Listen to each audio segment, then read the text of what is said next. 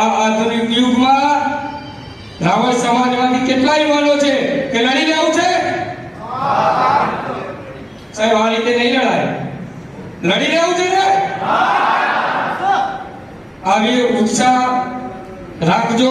એક ગામમાંથી એક મારા વડીલો, મારો યુવાન દોસ્ત અને મારો વિદ્યાર્થી આવ્યો છે. આ મૂડી લગભગ 2012 થી હું ચલાવું છું. પણ સાહેબ આપણો ઉત્સાહ ક્યારે તૂટે છે? ત્યારે રાજકીય ચૂંટણીઓ આવે ત્યારે હું પોતે પોલિટિશિયન માણસ છું સાહેબ. પણ જ્યારે સમાજ જો આપણા અધિકારો મળી જશે તો તમારા આમથી ધારાસભ્ય છે, કાલ જિગ્નેશભાઈ કહી ગયા છે કે તમારું બાળક ઇનામ લેશે. કોઈ આઈપીએસ અધિકારી ના બની શકે, કલેક્ટર મામલતદાર ના બની શકે.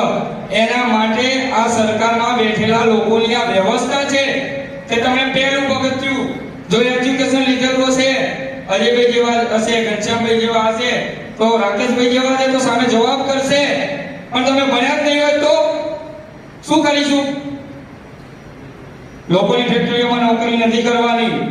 જિગ્નેશભાઈ જેમ કઈ ગયા છે ને એમ આપણે હક અને અધિકાર મળે એ માટે તન મન ધનથી અને જે કોર કમિટી બને એમાં સાહેબ આપ સર્વે તમારા માટે નહીં, કોઈ રાજકીય પાર્ટીના માટે નહીં, પણ તમારા બાળકના ભવિષ્ય માટે લડીશું ને?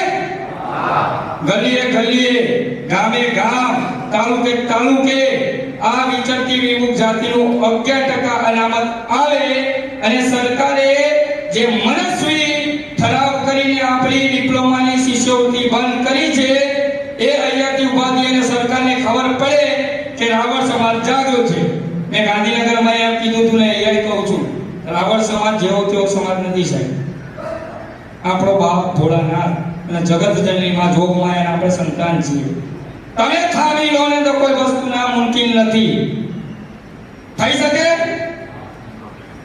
તો બે હાથ જોડીને તમારો યુવાન દોસ્ત અને તમારો બાળક સમજી હું જે કહેવા માંગુ છું અને જે મારા વડીલો